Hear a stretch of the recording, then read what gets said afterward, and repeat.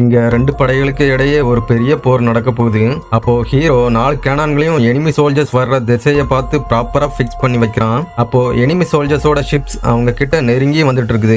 அப்போ ஹீரோ அவங்க சோல்ஜர்ஸ் கிட்ட கேனான்ல ஷெல்ஸை லோட் பண்ண சொல்றான். ஆனா எனிமி சோல்ஜர்ஸ் இவங்க என்ன பண்ணிட போறாங்கன்னு முன்னோக்கி வேகமா வந்துட்டு இருக்காங்க. ஆனா அடுத்த செகண்ட் 2 ஷெல்ஸ் வேகமா எனிமியோட ஷிப்பை உடைச்சி தரமட்டம் ஆக்கிறது. ஒரே அட்டாக்ல நிறைய ஷிப்ஸ் டெஸ்ட்ராய் ஆகிருது.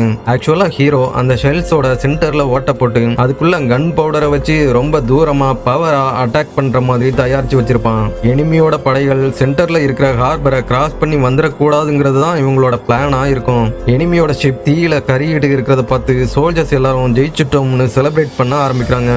அப்போ ஹீரோ மட்டும் ஒரு விஷயத்த கவனிக்கிறான். எதிரி படைகள் அவங்க ஷிப்பை அணைக்காம இன்னும் அதிகமா எரிய விடுறாங்க. உடனே ஹீரோ அடுத்து என்ன நடக்க போகுதுன்னு தெரிஞ்சு பயங்கர ஷாக் ஆயிடுறான். அப்போ திடீர்னு தீயில எரிஞ்சிட்டு இருந்த ஷிப்ஸுக்கு கீழே ஆல்ரெடி எனிமி சோல்ஜர்ஸ் ஃபிக்ஸ் பண்ணி வச்சிருந்த பயங்கரமான பெரிய வாட்டர் பம்புகள் எல்லாம் வெடிச்சு அந்த இடம் முழுக்க பெரிய புகை மூட்டமா ஆயிருது. அந்த புகை மூட்டத்துல எனிமி சோல்ஜர்ஸ் பெரிய ஷிப்ஸை மெதுவா அந்த ஹார்பருக்கு கொண்டு வந்துடுறாங்க. உடனே ஹீரோ டார்கெட்டை வேகமா சேஞ்ச் பண்ண சொல்றான். ஆனா அதுக்குள்ள எனிமி ஷிப் போர்ட்டுக்குள்ள வந்து அவங்க கோட்டையை உடைக்க ஆரம்பிக்குது.